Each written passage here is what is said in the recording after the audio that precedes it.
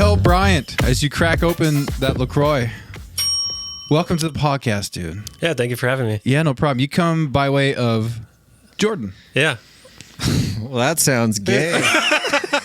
You came by Jordan. You should have been here for Pride Month. Yeah. Nothing wrong with that. Yeah. There's nothing wrong with that. I'm just saying it's Yeah, funny. if you're into that, you know. I did drive. Yeah, you guys carpooled. Yeah, we carpooled. Yeah. So where'd you drive from? I think. Placentia. Hey. Yeah. Ooh, Land of, yeah, whatever, yeah. Dude. Haters, dude. Yeah. Haters. Good fire service there. That's what they say. I mean, hey. This is going to be good, Dale. Yeah. I like where his head's Yeah, at. dude. I where like his head's at. Dale, but thank you so much for coming on the podcast. And so everybody knows, please like, subscribe. Follow us on Instagram, Facebook, YouTube. Give us 5 stars on Apple Podcasts and Spotify, please. Thank you. To do that every time. Yeah, you have to. Every time. But anyways, Dale, yeah, thanks for coming with us, man. The cool part is you are in the same profession as us. That's correct. So how long have you been doing that now? I've been on the municipal side for 2 years now. But previous to that, I have a wildland background. Wildland background, So, yeah. as do I. So like Forest Service? I did Forest Service, right. done municipal hand crew stuff. Okay. I did that. Yeah, so a total of 6 years. You did 6 years with the Forest Service? I did 4 years with the Forest Service and then 2 years on a hand crew with the fire service. Dude, I like when dudes or male or females come from the Forest Service because it gives you such a solid background of working hard, but you kind of appreciate the city side a little bit more. Oh, I appreciate it a lot. Oh yeah. I remember like It makes life. Where I was, but somebody was all pissed off because someone didn't put cheese on the table, and I was just like, dude, a few years ago, I was eating brown bags out of the dirt. Like, who cares? There's no cheese. Yeah. Like, go get up and get it yourself. Yeah, yeah. Like, No, what's wrong with you? it definitely makes you appreciate things a lot more. Yeah, I mean, I appreciate those folks Yeah. with the background because when we get on an incident like that, I normally go, hey, what would you do right here? Yeah. Per se. Yeah. If you had to make a decision, where would you Yeah. like to, what would you think is the first choice? Hypothetically, what would you do? Yeah. Well, I mean, you got to utilize those people. No, you do. Oh, 100%. It's a huge benefit, having someone with that background, which I'm lucky because I happen to work with Dale here. Oh. So, Dale, you might have to give us some stories about Jordan then. no. Yeah. There'll be none stories. I got a lot of stories. No, I mean, coming from the wildland background, I think it's awesome, right? It teaches you hard work. It's cool. Yes. I mean, for me, I would say it was the most fun I've had in the fire service was doing that. I mean, I was 18, 19, 20 years old. I didn't know what I was doing. No, it's cool. Like the work sucks, but you kind of look back and like you develop like good friendships with those people, right? And like you kind of blood, sweat, and tears with those guys, and you kind of look back and you have fun, and it's like you have fun while you're out there, and then when you're off work, you have even more fun with those dudes because you party even harder. You know what I'm talking about? Dude, Yeah. Oh, yeah. I mean, Yeah. yeah. I don't know. They just go to bed like good little worker bees. Yeah, right, dude. I'm sure it's the most fun.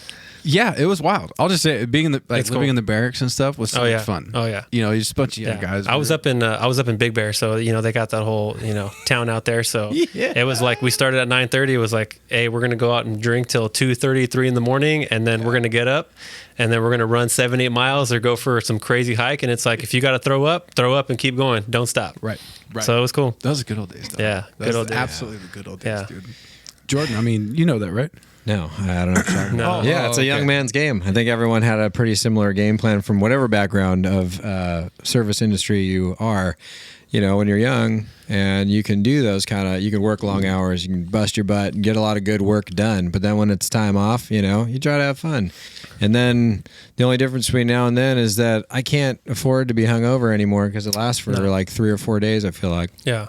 Oh. Is the wildland stuff something you wanted to do? Because that was just more like a kind of the door that opened up for me first, and so I kind of went that route. But I always wanted to go municipal side, so I kind of just that's a good question. I think it's the same as you.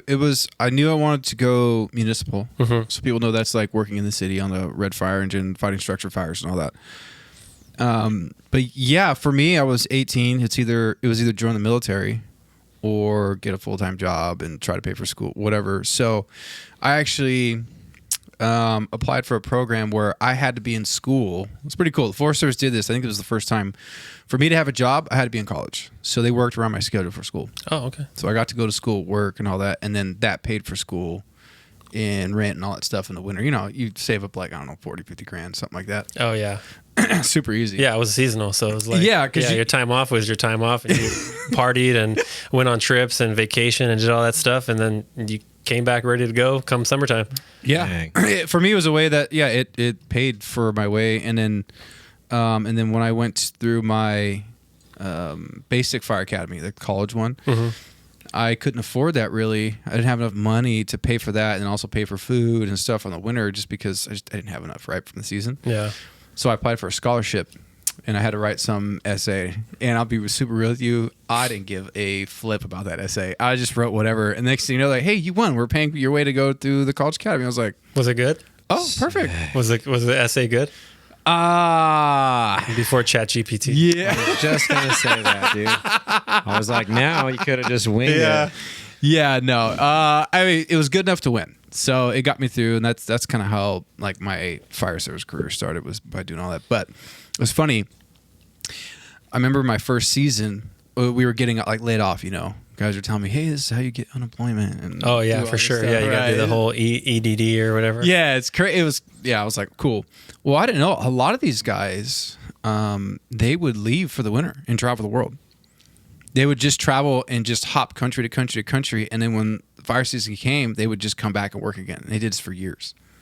Oh, like wild. They didn't have a place to stay or nothing. They were just kind of traveling for 5-6 months and then come back. They were just like vagabonds traveling the world for 5-6 months during the winter, kind of following summer or whatever. Yeah. They go do their thing and then they come back and make a bunch of money again for, through the summer and, into the fall and do it all over again. Yeah. Wow. And you can live in the barracks during the season. At the time, it was like probably like $160, $170 a month. Yeah, to live in the barracks. Yeah, so it was like I would have been there in a heartbeat. Yeah, so guys would live there like for 6 months and have no rent, and then just save up all their money and then go travel for 6 months when they get off. It's pretty awesome.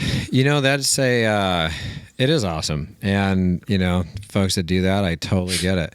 I just feel like it's also one of those things where it's like it could be an amazing experience, or it can like. If your end goal is to get on like a city municipality or, kind of move upward in that side of the career, it probably is hard because you can be like, you get caught up in that for years. You know what I mean? Because it's fun. Very true. It's like, and when you're in the moment, it's fire season, you're working, you get in the groove. You know what I mean? And like and it goes by really fast. And then all of a sudden it's done. You're like, where are we going? You're like, Europe, friggin' wherever. Yeah. And I feel like that lifestyle, like 5 or 6 years can go by in a heartbeat. Yeah, and you know what? Honestly, when you're a seasonal, you think you're making a lot of money on fire. Oh, yeah. Hey, dude, I was 18, 19, 20 years old for those 3 years. It was the most money I've ever made. Oh, yeah. You come out of high school, you're like, oh, my God, look at these paychecks. Yeah, you're being on a fire for 2 weeks, dude. It's just your 2-week paycheck was like, damn, dude. It was a lot of money at the time. Balling. Yeah. And what's so funny is that like, and it makes sense, and like at that time, probably more applicable, right? You can, however much you can make in a fire season, and then it could last you, for a while. Yeah. But it's like now you can make like $22 an hour at In-N-Out starting off. Yeah. And you know what I mean? So those kind of jobs, like I wonder, at 15 years from now, there will always be a need for it, but will it be, like have a hard time for retention and stuff like that? Yeah, they are losing people too right now. So I mean, obviously, because all kinds of other jobs are offering more money per hour, and 100%. The feds are still paying minimum wage. Dude, what, GS2? Yeah, 3? GS2 is still like so $12 an hour. Dude, when I worked for, I won't say who they are. I worked for a prominent ambulance company in Southern California. Oh, okay. This was back when I first started. I was trying to get hours to go to medic school. I remember my hourly rate was like $6.92. Dude, get out of here. What was that, 2005? 2006? Yeah, right around there actually. Yeah, 2005. Oh my God. And it was like what the, because even then You know what I mean? Yeah. I was like, I got a paycheck for $200. Yeah. I was like, the fuck am I gonna do with this? I was Dude. like, this won't even like like what I'm saying is that like to me it's not that long ago. This is over 15 years ago. Right. And even then that wouldn't get you a studio apartment if you worked there full time. I mean, you know what I'm saying? So it's like, I mean, I'm sure it's minimum wage is what, $15 now? I think so. In In California, it is. Yeah, not nationwide. Yeah, so it's just it's interesting, and more interesting, like, you know, because all of us, we have that perspective into that job field, right, and where we're at in the careers and how much time we have left. It's like, where's it going to be by the time we retire? You know what I mean? Like, is it going to be where, you know, do you work a job at the fire department because you're like, oh, it's just admirable profession, you know, because at the end of the day, it's like, dude, you can go get a job at Costco, work there for 10 years, and you're making twice as much as I would make at the same point in my career. Weren't we looking up like store managers or something for Costco? What those guys make? Yeah, dude, I got forced a bunch last month. And I was like, I'm like, real talk, you know, what if I left? Yeah. If I said, you know what, I can't fucking do this anymore. Yeah. And so I started looking because I was like, one, I love Costco. Two, I'm like, I got a lot of life experience. Got a degree now too. And I have a degree. So I'm like, how long would it take for me to be like upper management or even management in Costco? Turns out you can make $180,000 a year as a manager, not a regional manager, but a manager of Costco. $180,000 at Costco. That's your base, dog. That's not even including bonuses, which they do stock options. I was reading all into it. They're a fucking sound company. Wow. Hey. Yeah. I might. We'll call it. Yeah. And we're fighting for like a percentage of Yeah. raise. Oh yeah, dude. We can't get anything, dude. So yeah. They're like, hey, you want more money? Here you go. Yeah. Yeah. Dude. I feel you on that one, dude. Because there's times where we're getting forced and we're stuck at. So I want to preface this, but whatever. Dale doesn't. Thanks for that, Dale. Appreciate that. Yeah. Yeah. Stay Just so as everyone long knows. as you can. Not everyone gets forced. No, but at least the ranks that we're in, Yeah. it gets hard because you can't control your schedule, and so people know in the fire service, if somebody calls out sick, like in the private sector, it's not like you can't have anyone just not show up. Yeah. You have to have somebody Yeah, yeah. on that rig 24/7 Yeah. per contract. I mean, what do you want to call Yeah, it? in the corporate world, if someone calls in sick, they just call in sick, and then that spot's vacant for the day or whatever. Right. Yeah. Right. Whereas with our job, somebody calls in sick. Hey, guess what, Dale? You're not going home. Yeah, you're not going. Or guess what? You're forced into a 96. You get a day off, then you're forced into a 72. What? Oh, did that happen to me? No, speaking from personal experience. I know someone. This just happened. Yeah. Yeah, maybe. We'll see.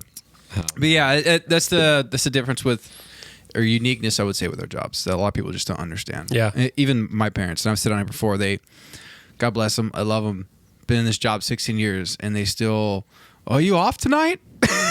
Yeah, you're like, no. Hey guys, I not told how you I'm at work. I work 48 hour shifts, sometimes 72 more. Yeah, like, okay, you coming home for dinner? Yeah, exactly. You coming over for dinner? You're like, dude. No. And then they think it's just a really nice uniform and a shiny engine. It's so much more than that. Yeah. So much more. Yeah. It's nice that they think that, though, I think sometimes, too. Because it's like, at least they think, they don't need to know all the nasty stuff. No, because I feel like a lot of people are like, oh, they must be really happy at work all the time. And you're like, and for the most part, yeah, totally. It's a cool gig, no doubt. And I get it. And it's like, I really like it. Like when kids are super stoked about the fire engine, that's like the highlight of my days a lot of times where I'm like, hell yeah. Because to someone out there, we're rock stars. Yeah, right. They might all be young, but you know what I mean? Like we're the superheroes. That's freaking rad. Well, when I was a kid, I looked up to firefighters. I was the same way. Like I saw a fire engine and everything. I was like, waving to them and everything. So You still it's kind do, dude. of, I still do. Hey! Well, speaking of which, have you wanted to be in the fire service since you were a kid? Is that something you kind of always wanted to do? Not since I was a kid. It kind of stemmed from like high school. Like, I wasn't like this super smart kid, had any type of none of that. I didn't know what I wanted to do. And they actually had like the career day there, the job thing at the school. Oh, nice. And one of the fire departments was there. And then they were like, oh yeah, this is what we do. It's kind of our like day to day, like kind of the whole like family and like kind of working together and stuff. And I was like, well, was like, I've been playing football like my whole life. Yeah. It kind of sounded like the same thing, but like in a profession. Right. And that's kind of what drew my interest, and that's how I started pursuing fire service. So. Interesting. Yeah, because I would say, I don't know, a lot of people say the career field that we're in is like a calling. I do think it takes a unique person. This might ruffle a little feathers, but there's times I think to myself with all the things that at least I've seen and experienced and the injuries, and then you see, I don't know, I guess you could say our pay, maybe benefits, and how we get treated sometimes, and you're kind of like, if I knew what I know now, I don't know if I would have gone this route. Sometimes I think about it. I'm like, I don't know. They always sell it as the best job in the world, and in many ways, it's a great job, but they never talk about the side, the bad side. Yeah, that's true. You know what I'm saying? Not like up front, at least. Yeah, Like, hey, do you want to not sleep? Yeah. Do you want to have fast ringing sounds throw you off to where you feel debilitated because you think you're constantly at work? Then you should be a firefighter too, because you could join the club so not everyone thinks we're fucking crazy. I think. And you know what? It's so true. But they would never tell you that because someone would go, ugh. Yeah. That doesn't sound cool. How much do you make? You're like, standard wages. Yeah, dude. Yeah. Yeah, you want to have no control of your schedule? Yeah, how would you like to be brutally woken up at 2:30 in the morning? Just some silly shit. Yeah. Oh my gosh. Yeah. But how would you like to have no sleep? How about how would you like your mental health to just go up and down for the rest of your life? Yeah. How would you like to see disgusting, crazy shit? Especially all the sleep studies that are coming out now, right? Oh, dude, it's the number one carcinogen. Lack of sleep. Yeah. It's crazy, dude. It's freaking crazy. It almost seems like that's like the lack of, at least from the information that we get, and which side note, it is super awesome that at least the departments are now keying in on certain things, for whatever reasons they are. We won't get into that part of it, but it is nice that they're, with the mental health stuff. Now a lot of sleep studies are coming out because, it used to be like back in the day, it'd be like, okay, what kills a firefighter? It'd be like, heart attack, and then all of a sudden that kind of went away and it was more cancers. Right. And then but cancer is such an not obscure, but it could be such a gray area type of cancer, and what's taking these folks down sometimes, it's like this pushes them to deep dive into it. Because before it was like, oh, we got the exhaust cover systems or the PLIME events, what they're called at work. But, and then it's like, but now it's getting to the point where they're even talking about sleep, testosterone levels, different things like that. And I think that's really cool because like they got to do something. Yeah. You know what I mean? Because it's like everyone still shows up to work. Everyone still has to do their job. You don't want to have low T. I have low T. And I'm saying that on air. Yeah. Really, dude? Yeah. It's low, dude. Oh, man. I mean, not like catastrophically low, but it's 720 when we did our get test. the fuck out of here. Yeah. Sorry, pardon my language. That was like at 7:45, something Yeah, like that. dog. I was up there, you know what I mean? What's up? Yeah. Low T arm. Want to see Yeah, there's low T right there. Oh, man. Flex right there. Hang A low. flab in the back of that arm, dog. What's going on? I'm just kidding. You're Touch strong. it. Touch it, bro. You want to check Tell me that's Check tight. tape, dude. Go to Applebee's, check some Check tape. tape. Yeah, dude. No, but anyway, sorry. I wonder if that's like a contributing factor. I mean, you've been in the fire service for a while. I wonder if that's kind totally. of Let me I don't know, like, the last time you tested your testosterone levels or whatever, but Recent. yeah, well, like before that, like before the fire A year service. before that, Yeah. and then a year before that, and then a year before that. I can tell you, All low. I'm a perfect example of a declining testosterone level, probably from lack of sleep. I know we're laughing about this, but it's laughing because we can relate. It's the only thing you can do. Yeah, sometimes you're like, whatever, dude. It's like the more misery we're in, the more you gotta laugh. Yeah, It just Whatever. means That's it. I just look at it like Yeah. it just makes me that much stronger because I can do all the same stuff you guys are doing with low T. So Sort of. one day, sort of, because not, yeah, but not really. Yeah, but not really. Yeah, I know. Yeah. Well, you know what kind of astonishes me is, I am a driver now, but I haven't still gotten used to waking up multiple times after midnight and having to drive. It is difficult sometimes. There was one time I told Mike, I'm like, bro, I can barely see. I'm so tired right now. And it's like, you got to drive code. You're responsible for the personnel on the rig, the people around you driving, people walking. Then you got to get the crew back to the station safe. And then it's like, all right, go to sleep. And you're just laying there like, I'm wide awake. Yeah. I had to be on it like this whole freaking time. It's funny I think about that because like I'm in the process of trying to promote to be a driver. Hell yeah. And there's times we go on calls and like I'm still tired after the call. Like I still haven't fully woken up, and I'm thinking of my driver, and I'm like, how is he doing this right now? Because I can't do this right now, and I'm just chilling in the backseat. Oh, it's wild, dude. And there was one time, I think it was an ungodly amount after midnight. We didn't even sleep. I think it was like 6 or 7 calls after midnight. It was just going, dude. And I think it was like by 5:45 in the morning, I felt nauseous. I felt hungover. You know, I was like just dragging hard. I'm thinking, dude, this is so dangerous. Yeah. This is so crazy. Yeah. And they're like, hey, by the way, you're forced tomorrow. Yeah. Do it again. And you're like, it's like, geez. but I didn't sleep. They're like, yeah. That's cool. Do you want to get in trouble? Yeah. Do you want me to write this down and tell the principal? I know, right? You know, Yeah. you're like, dude, we're fucking adults here. I know, You're gonna- like, I'm suffering. Like, I'm fucking suffering right now. Yeah. This is terrible. Yeah, But whatever. I will say that the I would say probably the most notable pivot point in my career from having a harder time sleeping was when I was driving, and from the time into that. And I think, and it's for all the reasons that you guys are explaining, and it's like it's 100% spot on. Because for anyone that doesn't know, when you're in the back in the firefighter role, you know, it's like, yeah, you have to wake up, you're engaged in calls, you have to do the call, and then once the call is complete, we get to go home. What you don't realize is that like 5 or 6 minutes that you get to be in the back of the engine, you can kind of start your slowing it down, getting ready for bed process. My eyes are closed. Yeah. And most people, Called it. if you look behind you and you're like, hey, you know, and you can see everyone's pretty much got their eyes nodding off, you know, Yeah. but you as the driver, you're awake because everyone's counting on you to stay awake, you know, and that would, like you're saying, you're like, once you hit the pedal, you're like, well, I'm up. Yeah. You know, so what do? You either get on your phone or you start reading something or you So go up true. and So you do the worst thing you could do. You go eat. Oh, dude, I'm And- so guilty of this. Oh, dude. So guilty You of got all the sweets lined out on, my God. on the Always kitchen donuts. table. Hey, if there's a dude. chocolate glazed I'm donut, gonna have one of these before bed. I've seen this guy inhale like 7 in a row. Yeah, I can eat some donuts. Now, Whole- that being whole said, donuts, not No like, bites, not just not the.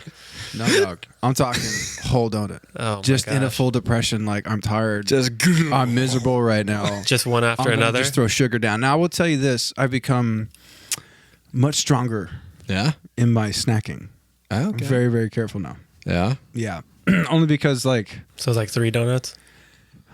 It's 1/2. four and a half. It's 1/2. Four and a half. 4.5. Yeah. I chew it up and spit it out. Yeah. So I just get the Yeah, flavor. we know someone like that. Yeah. No, but I have watched it. I have more like I keep protein stuff around, like protein bars and yogurts. okay. And then I cut up apples and keep it in the fridge. So I force myself to kind of eat that stuff instead of everything that's on the counter. And it's really hard. You know, It is hard. People are always bringing in like Oh, treats and everything, and overtimers are bringing in treats, and it's just like you're just bombarded with this stuff because I don't eat that stuff at home. right. But like Right, at the my station, house. I'm like, well, it's staring at me all day. Right. Might as well Right. have a bite. Dude, I told somebody, wait, I'm just going to call it out. I say this all the time. It's going to happen.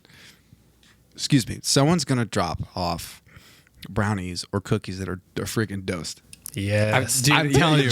I was just gonna bring that up. Yes. Dude, I love it. I'm saying, I just know one day it's going to happen. They're going to eat it. Everyone's going to be you laying guys in got to bed. try these. Yeah. Or sit down and then people are going to start spacing Jordan out. brought them. Oh, yeah. Dude, and the whole crew's going to have to be gone. And then next thing you know, they're going to tell us, hey, no more outside gifts, candy, food can be received. 100%. That's exactly how Yeah, it will go down. it could be. Because I mean, one thank you for everyone who does that, and like all the crews outside of the ones that are like mid diet probably really appreciate the sweets, the snacks, absolutely. the donuts, all that stuff. Like, and like even if like shit, it's the hardest thing ever when you're at work and you're actually trying to diet, and then you go to a station that's like they're like, hey, they catered donuts, bagels, small sandwiches, chips, Yeah. and you're just like, oh man, I love all these things, and you end up smashing a bunch of them, but. The scenario you're talking about, I always think that. Yeah. And I think I'm like, oh, these are homemade brownies from some sweet old lady that just came by. And then I'm like, what if this lady's like kind of fucked up and like she goes, I wonder how the fire department would do on mushrooms, right? Because everyone would get through enough. You would wait long enough to where something probably kicked in. But when it did, what a crazy scenario Yeah. that would be. Well, everyone Like, be does anyone tripping. else hear their hair? Well, my hear thought it is growing. people would. I think the crew wouldn't know what the heck's happening. And you know how it is. No one want to speak up right away. Oh yeah. Everyone be like, hey, I'm gonna ride this out, right? Until they start peaking, then they're gonna be like, yo, I'm seeing neon orange flying through the sky. We got some problems here. Yeah. So I can't go. Yeah. Well, I mean, one, it wouldn't be everyone's fault because it would be donated. Two, the person who did drop it off would get in a shit ton of trouble, I'm sure. Yeah, but how would they know who it is? Say leave it. You know how many times people leave shit at the door? Tons. Yeah. We had someone leave a pizza for us one day.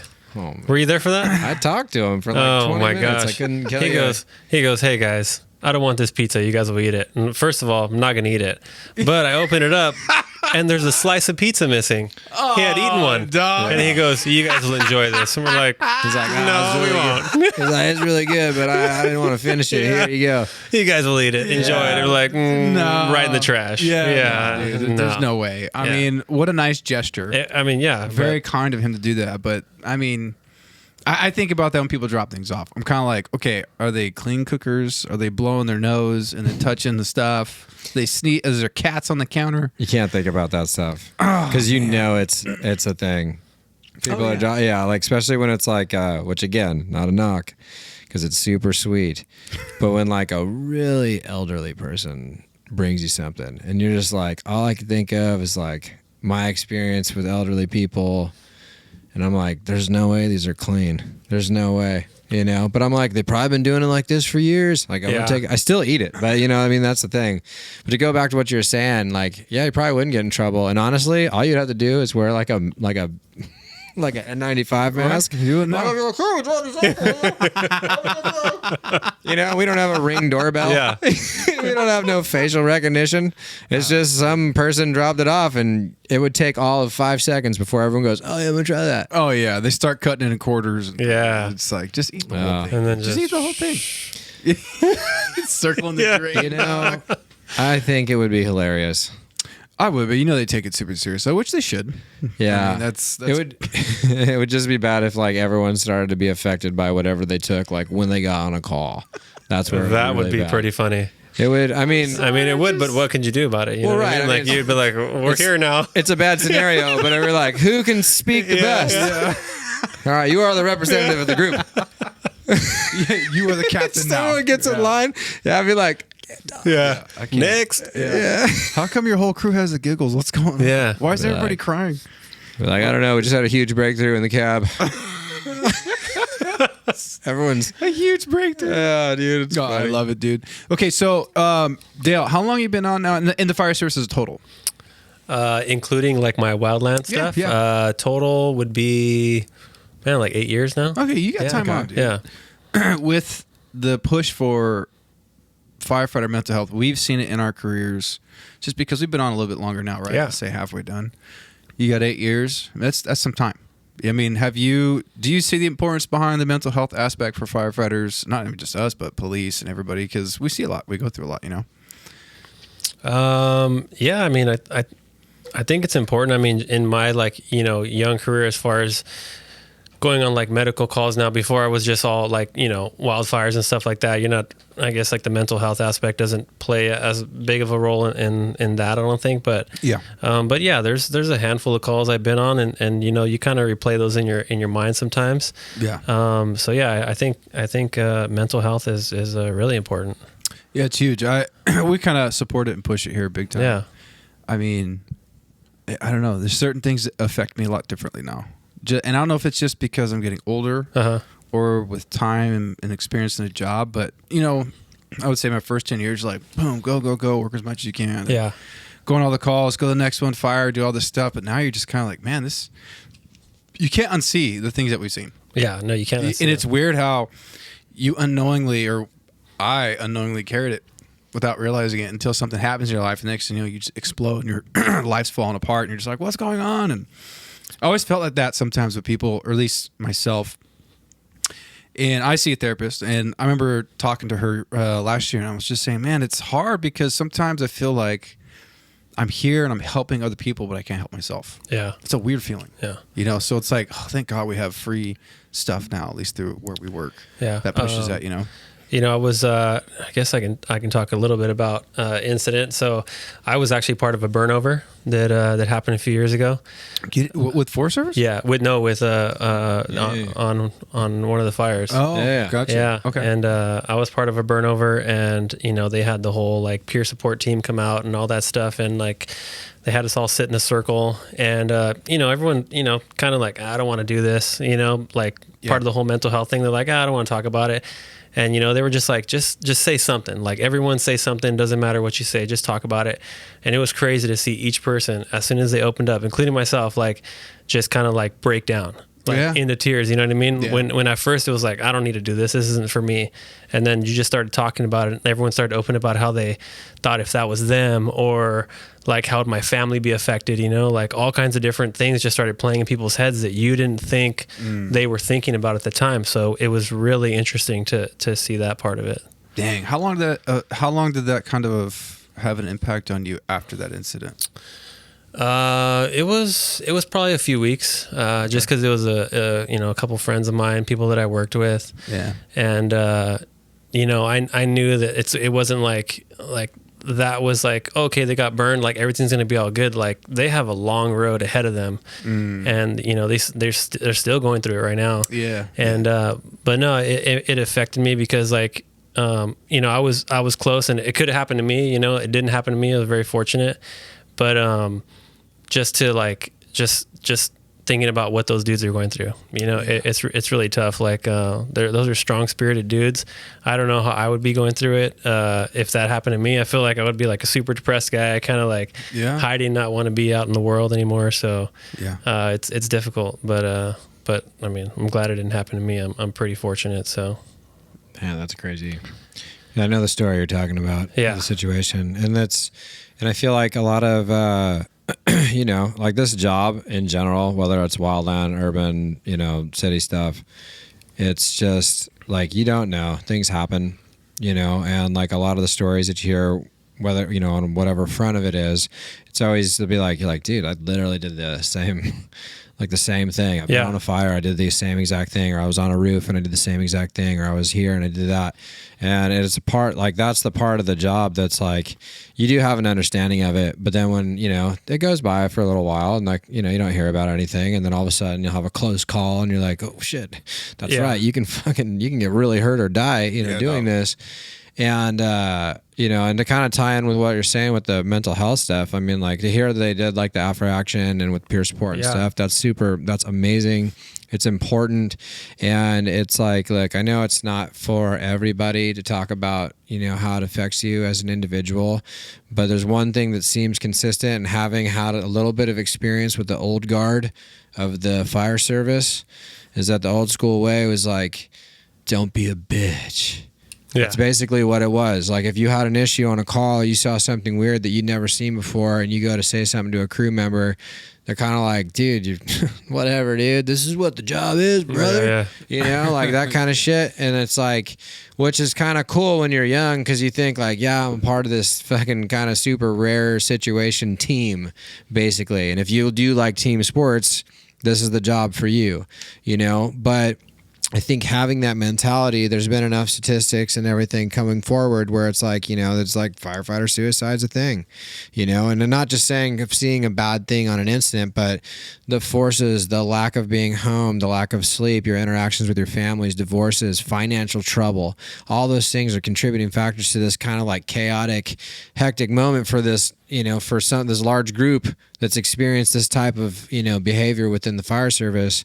And now they have to deal with those ramifications. Whereas I feel like we're kind of in this transitional stage where the mental health is being highlighted in a way where they're being proactive about it, and having these incidents where the one you're talking about, there are some individuals that get seriously hurt, and you guys are all out there. And so like, even though, and I know the crew's like young, a lot of young guys too. And when you ask them, hey, how's that make you feel? They're probably like, oh, whatever, I'm good, But then when you start talking, all of a sudden it's like, oh, shoot. Yeah, you realize. It's healthy to talk about it, man, And like, look, it doesn't make you any less. It just it gives you a little reassurance that there's a lot more people on the same page than you think. And anyway, I don't know, I was ranting there, but thanks for sharing that. Yeah. That's wild, dude. I mean, That's a traumatic thing to go through. I think it's great that you guys talked. I am a big proponent of telling people, I don't care male, female, how tough you think you are. Just raise your hand if you need help. There's no shame in that. There's no, you're weak. I mean, we're human. Oh, Yeah. You can only take so much. I read a statistic that it's like, I think it said like the average civilian will maybe see one, maybe two traumatic deaths in their lifetime of somebody else. When we go to work, it's like every day. Yeah. You're watching just people suffer all the time. Let's be real, right? You're called to everyone's worst moment and expected to fix it. Yeah. You know? So it's, I mean, that's a lot to take on. You're human. It's okay to say, hey, I need a little help right now. We used council team action after a call I talked about on here. Was unfortunately it was like a little kiddo died, less than a year. It was rough. And so it was a wild scene. You could understand the parents are just devastated, right? So it's a lot. And I don't have kids, but I remember going back to the station and they said, hey, they're gonna have peer support. People come out and talk to you and all this. And I went back for my runners in the morning, and I usually run around this field that's by my station. I just do laps. And I broke down. I just started crying. It hit me hard. I was like, dude, this is fucking nuts. Like, this is crazy. Yeah. This is a lot to take in. But talking, and it was funny when we started, a lot of people didn't want to talk. I spoke up right away. I was like, I have something to say. I was like, this is fucked up. I just straight said it. I was like, this is messed up. Yeah, I was like, this is really hard. Like, I don't know what's going on, but this really impacted me. Like, I'm not okay with this. Yeah. Like, I'm just messed up right now. Like, I don't want to see that. Like, this is hard, but we signed on the dotted line and do this job. That's what we're there for. Yeah. We're here for these people, but we have to take care of ourselves.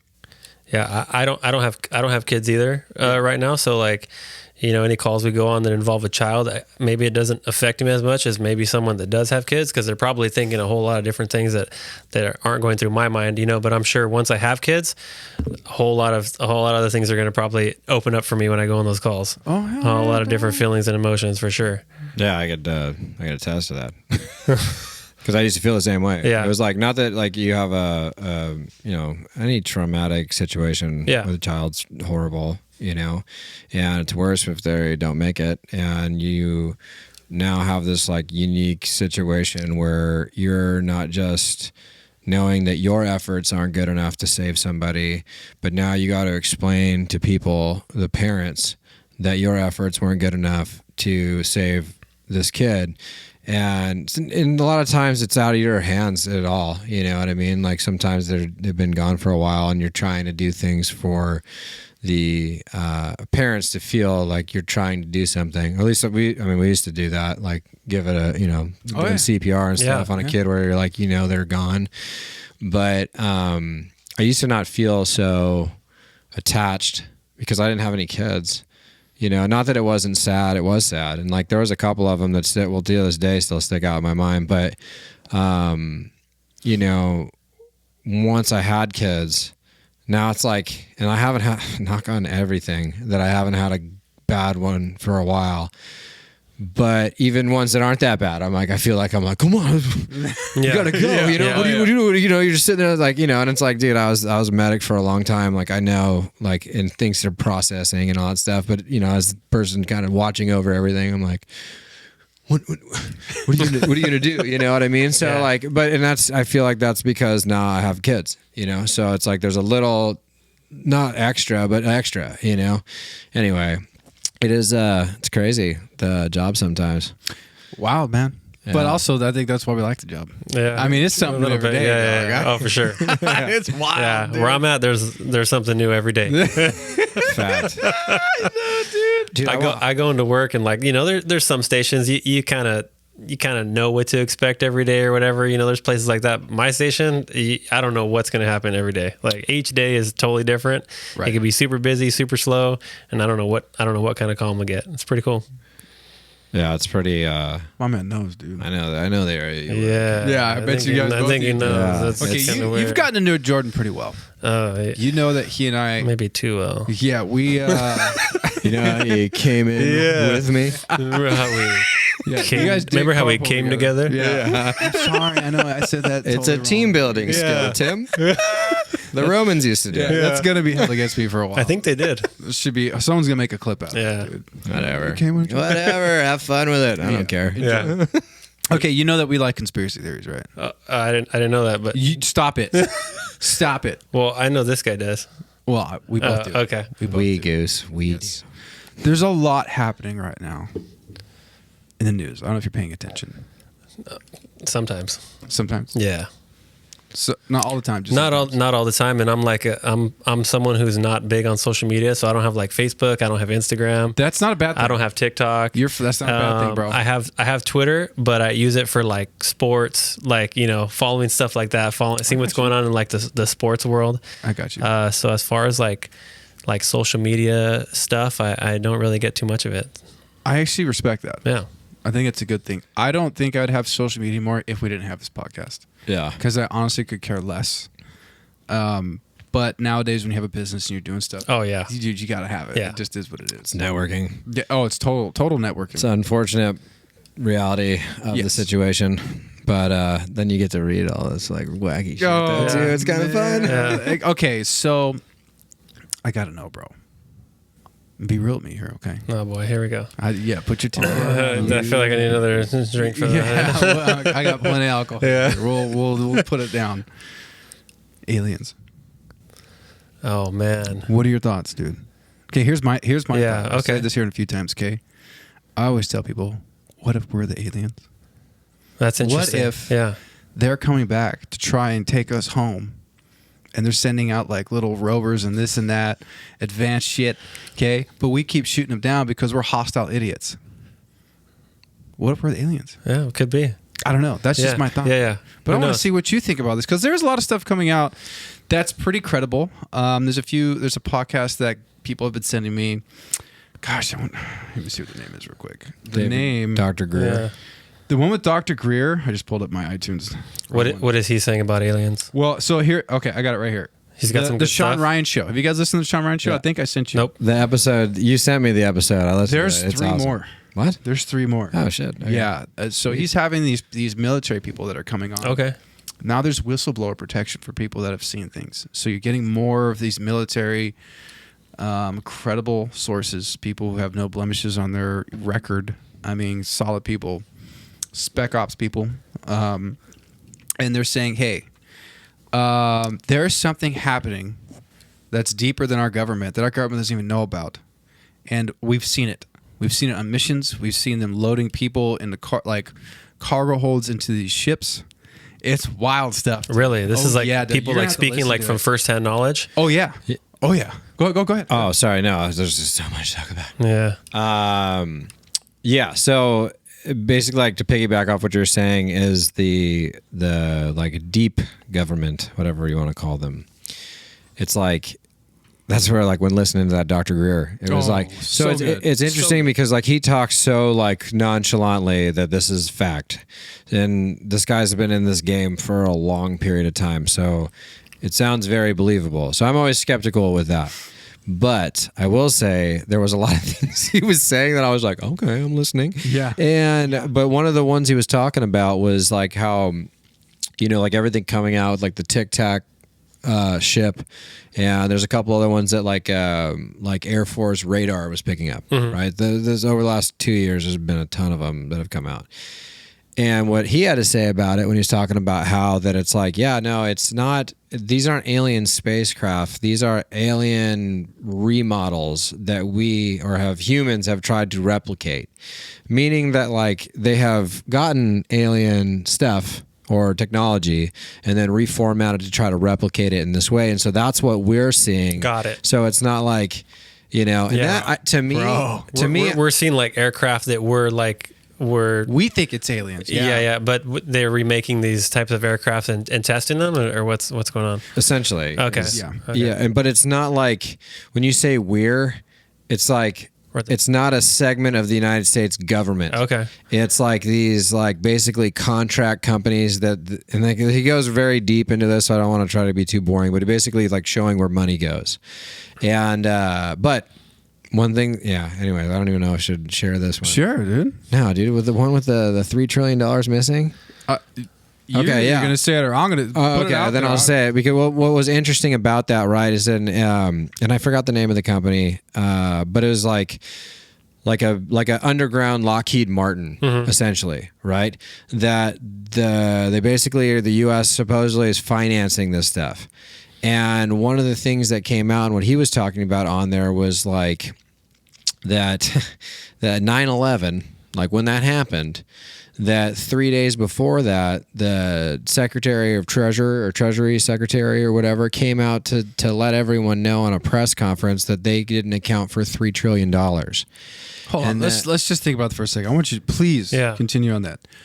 $3 trillion just missing. Gone. Yeah, we're all bent about $100 billion to Ukraine. Could you imagine $3 trillion? Hey guys, you guys are missing $3 trillion. Just so you know. Yeah, and you're like, anyway, it seems like a big number. I don't know. That's pretty crazy. But yeah, so that came out 3 days later. 9/11 happens. The area at the Pentagon that was hit was like the finance district of the Pentagon.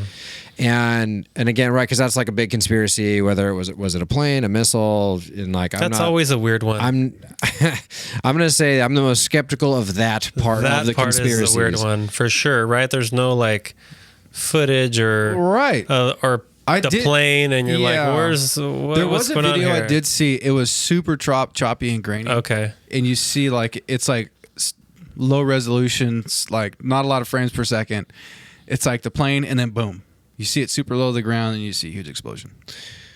Well, for the sake of sanity, I hope, and I don't hope that it's like a weird thing to hope was real. Like, I don't mean that. Like, I don't want any bad things. Like, it was a horrible event for all the plane crashes. But it's weird when you have these kind of correlations, which there seems to be a lot of them, you know. And in this case specifically, it was like he was using this as the example of they shuttled a lot of money through other things, and then all of a sudden those are the things that this is unaccounted for. This is unaccounted for. But the idea is that that's who you're paying. You're paying this like underground Lockheed Martin company to come up with, new weaponry, vehicles, things like that.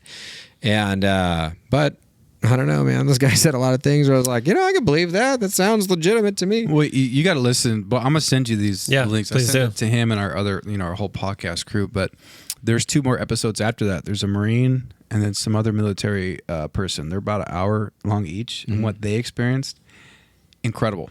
Really, out of this world. I mean, and they are talking. Matter of fact, they took down all their social media because they were getting harassed. Their family, like, it was crazy, dude. You have to listen to them because it's very compelling. Now, I'm like Jordan.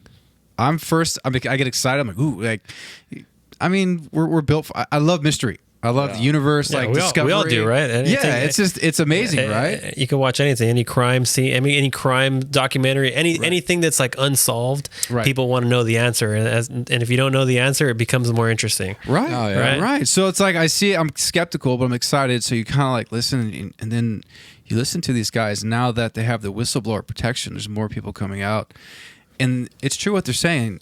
They're making it so hard on people who are coming out and difficult for their lives and ruin their careers, but it's like you're eventually going to have to come out and say something. You will have to show what you have and what's going on because there's just too much evidence now. You can't lie about it anymore. Yeah. This isn't 1942 or whenever Roswell happened. It was just a weather balloon. Now, come on, dog. Yeah. Wasn't that the first? No, it wasn't Roswell. No, there's one before Roswell. But it happened right after the atomic bomb went off. Yeah. And there's like a weird correlation with sightings after like nuclear testings or bombs in the past that they've been dropped and exploded in the areas that they've had. They get a bunch of like people submitting like, oh, we saw this in the sky. We saw this, And you're kind of just like... Oh, like in New Mexico? Like the Los Alamos? Dude, do you know who called that in? Kurt Russell. Oh, really? Kurt Russell was flying his own plane. He has a private pilot's license, and he saw it. And he called that in. What? Yeah, no. Was this recent? I was reading an article about it. They're like, like a fun fact that people don't know. Yeah. Kurt Russell was flying his private plane when those Arizona lights happened, and he called in to the tower or whatever. What did they say? So they're like, it's probably nothing. Kurt, go ahead and land her. It's flares, It's nothing. It's probably nothing, Mr. Russell. Just go ahead and land your plane. You're tripping. They're like, hey, Bob, we got another one. Yeah. I don't know. It's interesting. I always love asking people this stuff. I just want to know their take on it, you know? Well, the only like experience I probably had is I was coming down from Big Bear one night, right? And there was a super bright light in the sky, really bright. So bright that people were pulling over to get out of their car and look, right? And like this light was super bright and then it just slowly faded. It didn't move anywhere. Like it just stayed and the light slowly faded. Well, then shortly after, the government said it was like some sort of missile test. And I forget what the missile was, but I started looking up this missile test online and how it looks in the sky at night. Looked nothing like how this looked in the sky. And so that was the only weird thing. I was like, they said it was this type of missile. Watch YouTube videos, watch night videos of it. Nothing like what I had witnessed in the sky. See, I don't know what that is. That's interesting. But it was just weird enough for people like to get out of their cars and look at it. Yeah. So it was really bright. You have like communal like understanding where it's like it's not just you tripping seeing something. People pulling over going, what the hell is this thing? Yeah. And the government goes, oh yeah, it's just a missile test. Yeah, believe the government. Move. Trust them. Yeah. Right? Oh yeah, always. Hey, they're doing the best for you. Yeah. Get out of here, dude. Yeah, the FBI is looking out for your best interest. Only for doing cocaine in the White House. That's unproven. No one knows. It's literally the only bag of cocaine that's never had fingerprints on it. The White House is turning the best party house is what's happening, dude. I mean, it's Hunter's there, baby. Dude, if you would have told me, any of us, surprised they only found one bag. Dude, that's what I thought. That was like a small bag. Yeah, a small bag? Come on. You know there's cameras in there. Expecting like a mound. Right, but if you would have told me all the stuff that's happening now, like 15 years ago, I'd be like, that's BS. That's sci-fi stuff. It'll never happen. Like, you're telling me no one's getting in trouble for doing cocaine in the White House. That's wild. Yeah. I mean, but the security that they have in that place, you can't figure out. All the top technology that we have, you're replicating freaking UAPs, UFOs, whatever you want to call them. Yeah, what do they call them now? I think it's UAPs. UAP, unknown aerial phenomena. Yeah. Oh, okay. Yeah. Yeah, because there was another acronym for the Alien Original or Alien Made. That's what that Dr. Greer was talking about. I forgot the moniker. Well, there's another guy. I'm not going to say his name because I totally promised him because he doesn't want anyone to think he's crazy. He works where we work. And he listens to this podcast. A lot of people start telling me stories because they just know we love wild stuff. They want you to talk about it. Yeah, well, they're afraid to talk about it. I'm like, come on the podcast. Yeah, come on in. Yeah, talk about it. Show your face. Yeah. Show your face. Show your face. Come on. Well, he was telling me, hey, I went on a trip with my dad, dirt bikes. I've been doing it since he was a kid, and his dad's, he comes from like a generation of firefighters. And he said they were out at Gorman. And that's up off the Grapevine. Yeah. And he said they were riding around. I don't know where they were camping or whatever, but they had their own little site and tents, and they were sitting out. It's kind of deserty. And he said he and his dad were sitting next to each other and had the bonfire going. And he kind of looked up, and he's like, oh, man, he's like, I thought it was a satellite, but satellites don't move back and forth and kind of go in weird motions. And he told his dad to look, and he said the last thing he remembers is seeing a bunch of bright lights, like, the old school cameras, like flash, flash, flash, flash, or even now. Mm-hmm. He says like that, but like all around him, all over the ground, just And then he said he woke up, and it was like, I don't know, 30 or 40 minutes had gone by. And when he woke up, they were sitting opposite sides of each other around the fire. And his dad was still knocked out. Yeah, he's like, I can't explain it to this day. I don't really talk about it. I don't want anyone to know because I don't want people to think I'm crazy or. Yeah. Was that the first time they did mushrooms? I'm just kidding. Yeah, no, he wasn't on mushrooms. Like he was. Like, no, I'm just joking. Yeah, no, but I totally. Like when he was telling me, I could tell in his face he was still kind of like, I wouldn't say shook up about it, but he was serious. Yeah. He was dead serious, and he's like, I don't know who to talk to about it. And I was like, well, you could talk to me because we love crazy shit. Yeah. So yeah, it's fine. That's crazy. That's a crazy story. Oh, it's wild. Yeah. Right. I'm thinking, dang. So he remembers the incident up to that point, and then remembers nothing. Nothing in that 30 or 40 minutes or however long it went by. He said it wasn't an hour, but it was about 30 to 40 minutes. And he said, yeah, he was like, when he woke up, he was slouched in his chair, and his dad was across from the fire that they had instead of sitting next to each other. Whoa. Yeah. Was his clothes on the right way? Oh, the zipper was in the back? Yeah. You're like, what the? No, but I'm saying like, because the craziest personal experience story that I've ever heard. Yeah. He told me, he's like, dude, please, like, don't ever tell anyone I was like, dude, people have told me some real crazy stuff. I'm a locked vault. It's all good. But it lives and dies here. It's a fun story. Yeah. And it just further pushes my belief that they're real, and that I think it's real, and I think that it's kind of like silly to think we're the only successful like situation on a planet in all of. I mean, just watch the end of Men in Black. Just watch the end. It puts everything in perspective. It does, yeah. You're just that's when you really figure it out. A bag of marbles in somebody's locker. Yeah, we're in the locker. And but then it's like, I mean, obviously you kind of, I don't know. I feel silly when I talk about it, but I'm just like, hey, if it is, I hope they're cool. That's all I can say. If they are there, or if they're among us in a certain way, then I hope they're rad. This is where, Dale, you peel back your skin and you tell us. Yeah. You want a real close encounter? He's like, is that better? Is that better? It's like, Edgar, your skin's falling off your bones. It's like, sugar and water. I love that movie. Bro, if you pulled your skin back right now, I would probably pass out. I'd lose my mind. I'd just be like, I can't. And then you'd wake up like 30 to 40 minutes later, sitting in this chair. You'd be like, what happened, Jim? I saw a really bright light. Yeah, I was like, dude, I don't know what freaking happened. I don't know what happened. Man. I don't know. I just like to get people's take on that type of stuff, dude. Because my thought is the same as yours, Jordan. To think that we're the only living thing in this universe, and how, our universe is huge, right? I read this other science article. I love science stuff. I follow the Hubble telescope, all that stuff. Yeah, it's cool. All that. But they were saying that our universe is still expanding.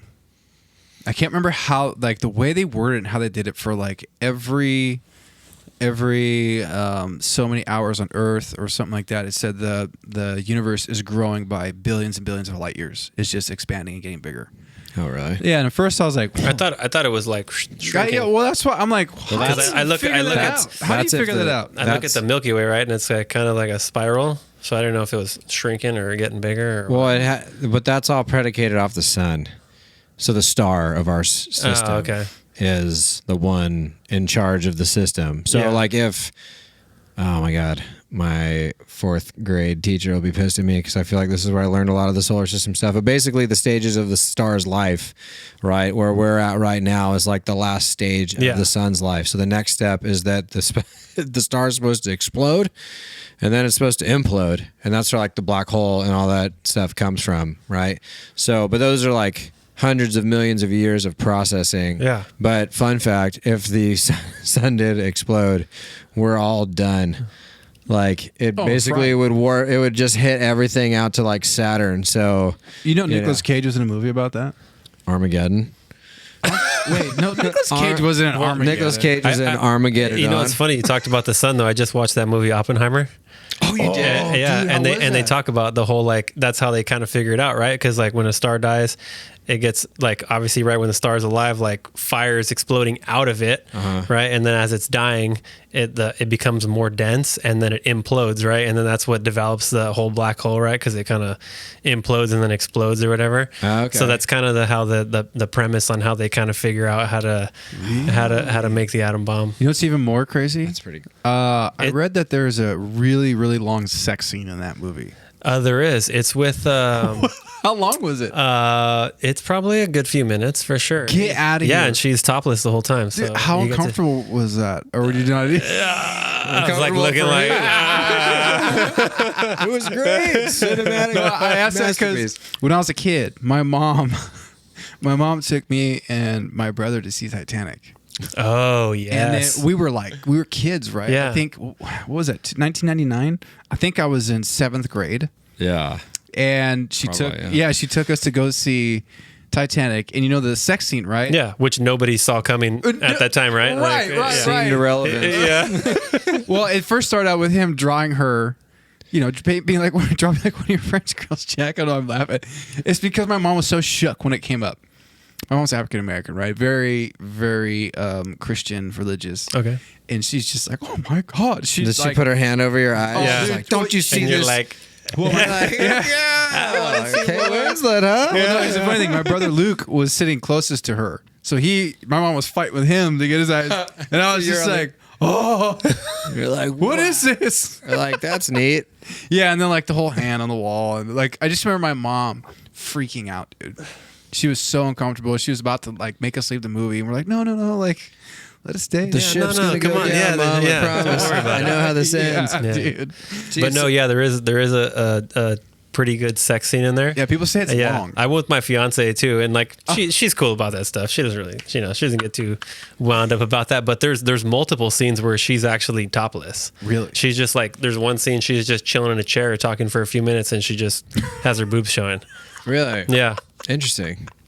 It's a very long movie. Okay. It's good. It's almost 3 hours, right? It's 3 hours. Yeah. It's a very long movie. It's good, but you have to pay attention because it's like a lot of like past, present, future, like in the movie. Oh, it's continually kind of going back. It's not just about like making the bomb. It's about like after the action stuff, right? Like people being liable for that stuff, and kind of like his younger childhood and like from like college, and stuff like that. So they just throw the boob scenes in there, and they just casually throw the boob scenes in there. Yeah, here's an important piece. Yeah. And by the way, this chick's naked. Yeah.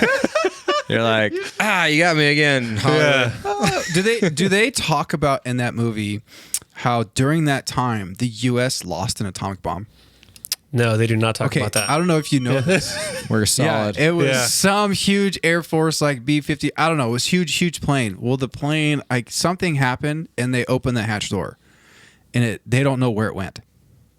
They have no. It's like at the bottom of the ocean somewhere. They don't know. They're over the U.S., dude. Oh wow. Oh yeah, I think they're over the northern part of the U.S. If I remember the story right. They can't find it, bro. Maybe the United States lost an atomic bomb. I mean, I'm not surprised, dude. So crazy. If you do pay attention to the news, we lose shit all the time. Yeah. There was 13 tons of ammonium nitrate on a train that went missing like a month ago. Hey. Not that that's important. Right. Not an atom bomb, but a big bomb you could make. I would just like to say none of us are suicidal. Okay. Not one. Not one. I'm happy. Yeah, that's great. We're very healthy. I love my life. Yeah. But if I happen to like, if I show the last one you're gonna ever have. If I show up in an obituary that says like I hung myself while simultaneously shooting myself in the chest with a shotgun, just believe it here. I believe it. Yeah, it wasn't suicide, dude. No, it wasn't. I mean, I'm not Epstein. You know what I'm saying? Epstein didn't kill himself. Hey, dude, guards went to take a break. No big deal. Yeah. Oh yeah, we just lost the footage. Hey, when I step away from my post, I always turn the camera off. It's part of my. It's part of my thing. It's my routine. Yeah. Oh my god, when are they gonna release the names? They're not. When are they ever going to release the names? You know how much stuff he has on everybody? Oh my god, dude! If one goes down, they all go down. Right. I told someone that they won't release names because there's probably so many high-powered people in charge of governments, the world. Man, I don't get too crazy, but I know there's people from Vatican on that list that we're talking about. So, dude, it's the only crumple. It's the only thing in like U.S. history that's been like a bipartisan agreement for sure is to not release those names. Well, on even that if list. even if you didn't do anything with like anybody, right? You just hung out at his island. It doesn't matter. It wouldn't matter because you would be affiliated with that already. So it doesn't matter if you just went there to have a drink and hang out. Like you're like, this guy sucks. I want to get out of here. And you had to wait for 6 hours, but it shows there on the manifesto. You're like, dude, this place is disgusting. This guy's a pedophile. I'm out of here. Dude. Yeah, but there's because there's names on there. And now you can't believe. I mean, not everything on the internet's true, right? Yeah. But you look things up, you try to dig a little bit, and there's like some stuff has come out, like his flight log, and you can see Tom Hanks, Demi Moore, Will Smith, and it's like, dude, no way. Chris Tucker. Come on, man. Well, that's what I mean, right? Like, were all those people involved, or maybe they didn't know his secret life, right? Maybe they just went to hang out with him, and like he was.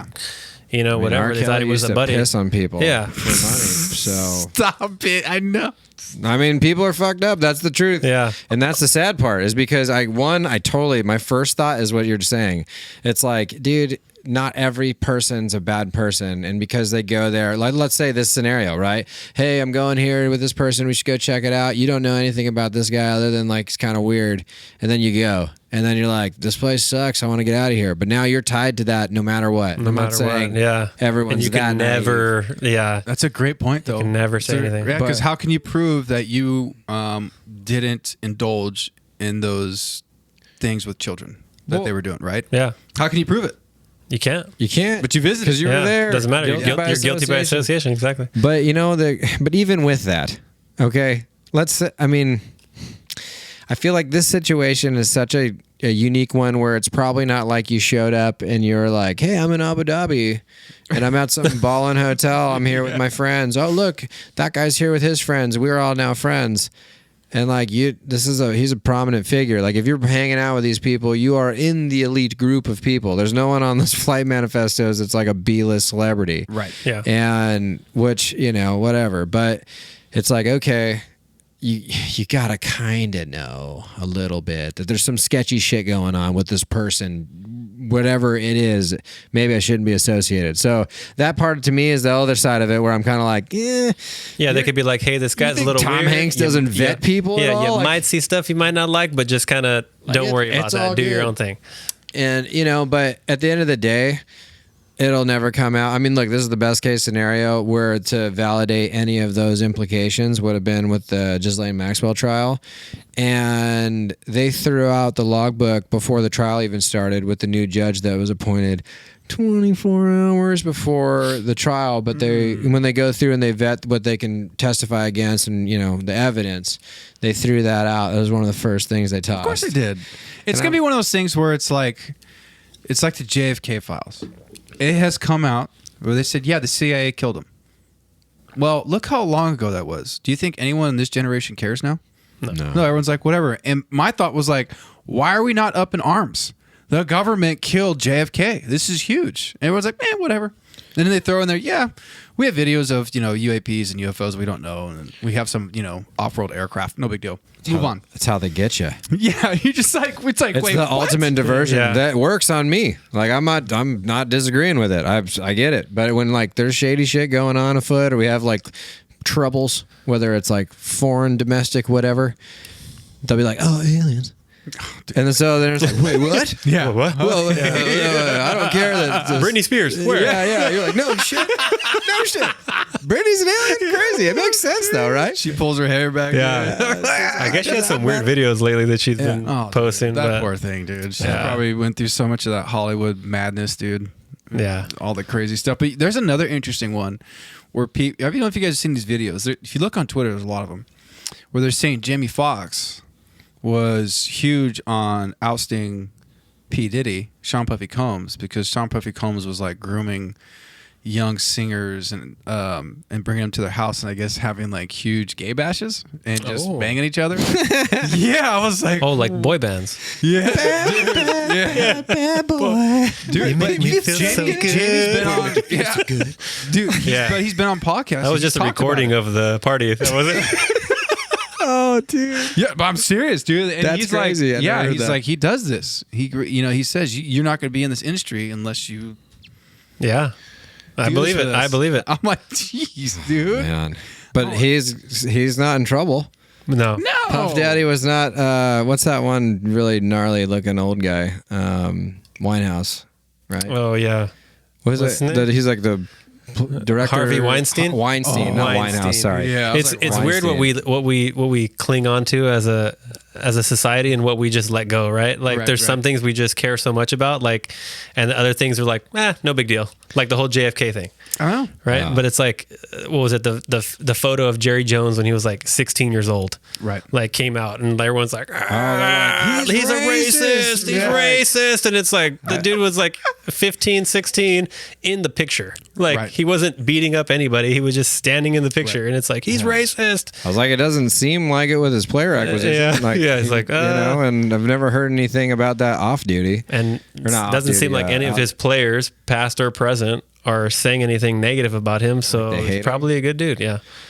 To I some mean, degree. look, A lot of virtue I signals. play for the Cowboys. Yeah. Shit, man. Yeah. Dude, speaking of football though, you played high school and some college? I played. You play college ball? Take it easy on the college. Yeah. Football extraordinary. I played junior college. what? Okay, junior college. Yeah, Yeah, dude, no, whatever. I played at Mount 316. Sac. You play at Mount Sac? Yeah. What was your position? I was weak side linebacker. So Let's go, dude. I was okay. I was mostly on special teams, but I got in a few plays at linebacker. But Mount Sac is like, dude, they get like all the freaking D1 rejects pretty much, right? Like guys that can't make grades. And so they come to Mount Sac because they have D1 college scouts out there like looking at us all the time. So, they go to Mount Sac. It's like their second chance at, getting another scholarship. And then, they crush it and then they get another scholarship to another university. So. Oh, that's cool. Well, I mean, how long did you play there? I only played there 1 year. Okay. I was like, dude, like the amount of time you have to put into school to the sport and everything, like, and I had to work at the same time. It was like impossible. I made it happen for 1 year, and the second year I was like, I can't do this. Like, there's no way I can work, go to school full time, and then play football full time, because it really is like school every day, football every day, football on Saturdays. Your only day off is Sunday. Right. I think a lot of people don't understand that too when you start playing in like the collegiate level. It's your life. It is. It is like you are in it to win it, like you're going to the freaking pros. So if you're doing it for 4 years or 1 year or however long, like you don't have a life, dude. I just talked to when I was skydiving the other day. There was a young lady. I don't want to say her name, but yeah, she was a Division I athlete. I can't remember where she went, but she was a runner, and she was like, I hated it. It was like it took up all my time. I had to live, eat, and breathe it. I'm like, dang. Now she does ultra marathons. She did Badwater. It's like a 130-mile run. She's crazy chick, dude. Yeah, she's Gross. like she's on it, but she did 1 year. Splints in my nipples. Dude. She said she did 1 year and she just quit. She's like, this is not for me. This is too much. I don't have any time to. She's like, I barely had time to even get my studies done. It is because the teachers are passing her. Yeah, that's what you look for, right? There's teachers, there's professors that these are the ones you take them because you get priority registration because you're a college athlete. So you get all the classes that you want to get, right? Like, ahead of everyone else. Right. And you're going to school from like, 8 a.m. or 7 a.m. to like 1 or 2. And then you go to practice and you're at practice till 6 p.m. And then you're like studying, and then you go home and you do it all over again. And then Friday is like your prep day, and then Saturday is game day. Well, and then like the small percentage of these athletes that even get to the pros or go to the Olympics. I mean, that's what I don't want to put out a wrong answer here, but that's probably like what 3% of athletes, maybe Probably less than that. It's probably less than 1%. Probably 1% or less, and it is very sport dependent. But even then, probably not really, because if you look at it, it's like if take basketball, baseball, and football, right? Football is basically college, then NFL. They have other leagues that you can be in, but if you're talking about making it, I would assume everyone would agree it's the NFL, right? Yeah. So it's like you have a player pool of every college, pretty much, not everyone, but a lot of colleges have teams. There's junior colleges that have teams. And then if you're outside of that, to make it onto a Division I or II school and get noticed and get picked up, it's probably less than 1%, especially by position that you play. Yeah. So, and then it's like, baseball is probably higher, but I would put it at like 1.5% because diluted down through so many minor league systems. Gosh. And then basketball is probably more similar to football in that you have college. But they have like G leagues and stuff like that, right? So you have other opportunities to try and like build yourself up. Yeah, football is like if you don't make it to the NFL out of college, you're kind of like you have to really shine in some XFL or whatever else they got. But like baseball's got minor league and stuff, you can kind of work your way up and keep playing. Right. You have an opportunity to play. So maybe 8 years down the line, you might be good enough to take a flyer on a major league team. But I guess that would be None of it's guaranteed though. Yeah. Well, dude, you can put all that time guarantee. in. You can put all that time in from from high school.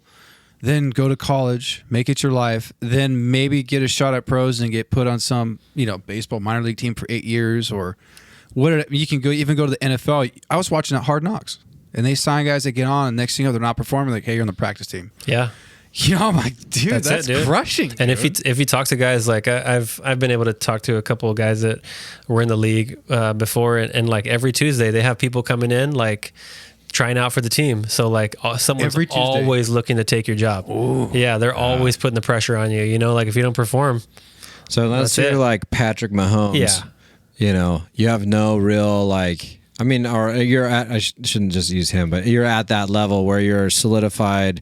You have history. You've shown that you're productive. Yeah. He can get away with getting hurt and them giving him 100% chance and time to get back to where he was versus you get pulled up for a game, you break your leg, you're done. You're done. You're done. The odds of you being able to rehab an injury. So that's like watching that show. One, I love that show. It's a great show. And every team that they show on there that year, I'm always rooting for them.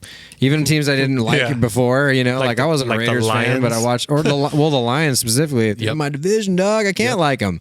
But after watching it, I was like, dude, these guys are awesome. I love the coach. I love the players, you know? And they're like... That's the coach who's like huge, right? Big old he's super jacked. Big old fat neck. Yeah, he was a tight end in the NFL. Yeah. Oh, he was? Yeah, he was a tight end for the Cowboys for a long time, and then like the Saints. Yeah. Damn. Yeah. But he's like the dude that like, I feel like when you envision a football coach, like when that's you're the guy. Like that's the guy you want as your coach. Yeah. You know, kind of not like an Andy Reid looking dude. Yeah. He doesn't look like he can do a jumping jack. Yeah. Well, fun. Did you ever watch the punt, pass, and kick thing with Andy Reid? Yes, and he looks like 2 feet taller than everyone else. Yeah, he's like 12 years old and he's 6'4". Have you seen it? No. He looks like a giant compared to these kids. Dude, it's from like the 70s. It was back when he was a kid. But in football, they do punt, pass, and kicks like kind of like the home run derby of like youth sport stuff for football. So it's like how far you can throw, kick, and punt. And anyway, there's a video from like the 70s of this, and Andy Reid's a very, very, very successful NFL football coach. But it shows him doing this, and it's all the kids lined up, and this kid's like, he looked like he was like 18.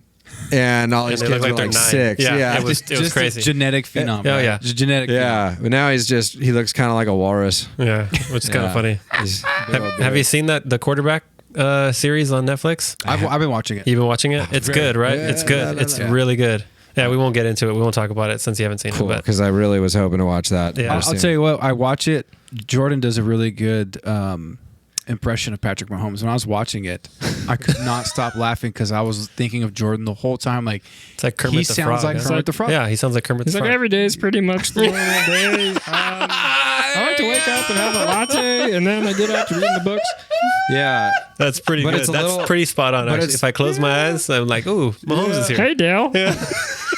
You're like, no, his isn't full Kermit the Frog. It's like if Kermit the Frog chain smoked for 10 years. Yeah, it's like he needs to clear his throat, but he doesn't. Like he's got like phlegm buildup back there. Yeah, just a good and like it'll be okay. Yeah. So you played once. You just gave it up because it's too time consuming, or did you know like, hey, I'm not gonna go pro. What am I doing? It was too time consuming. I always love football. You know, it's kind of one of those things. Once you stop playing in an organized thing, you can't really do it. Like, what are you going to gather a bunch of friends and go play tackle football? And no one has pads or helmets, stuff like that. It's kind of one of those things. Once you're done doing that, it's kind of over. So I'll always miss it. But it was too time consuming. I was too time consuming, and I was a little older already. I didn't play right out of high school. Yeah. I kind of took some time off, a few years off, and so I came back. I was like the old guy, even though I wasn't old, but I was the old guy compared to those guys. Yeah. But I was able to hang. I mean, I was like, he has a job. Yeah, I was like 235 pounds. Damn. I know. Yeah, I was. You were jacked. I was jacked. Yeah. Oh, damn. You had to be. Those guys were big. I'm sure, dude. So when you stopped doing football, is that when you started the fire route?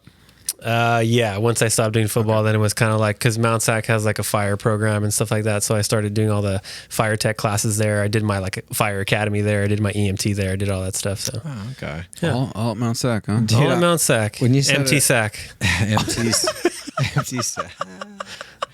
Oh man, I don't know how to. Yeah, that was good. I've never heard that one. No, when you were talking earlier about like when you're in high school and you have like career development day.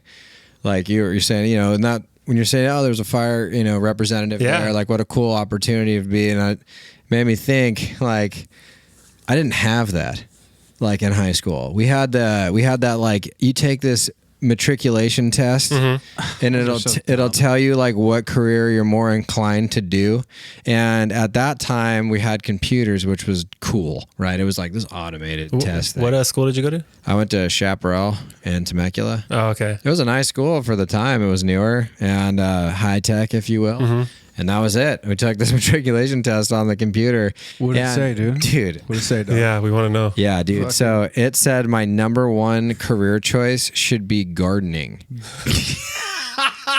you're kind of there. I mean, yeah, I guess I do. I have a green thumb. How but bad did you do on that test? Well, not to say that gardeners are bad. I just want to put that out there. But No, if you have a gardening business, you can crush it. Right Yeah, you know now, what I mean? That's it a would good have been business. very beneficial for me to listen to that advice. Yeah. But at the time, it's like everyone's standing together. I had the buddies that I was with, and everyone's going over your paperwork. Like, oh, what'd you get, dude? It's like, oh, mine says scientist. mine says astronaut. Mine says, yeah. Or I was like, should be a lawyer or something, or a doctor. And I was like, okay, like, let's these are see yours, generic bro. responses. Like, Yeah. if anything, my beef is with that company, because why would you put gardener when you could have put landscaper?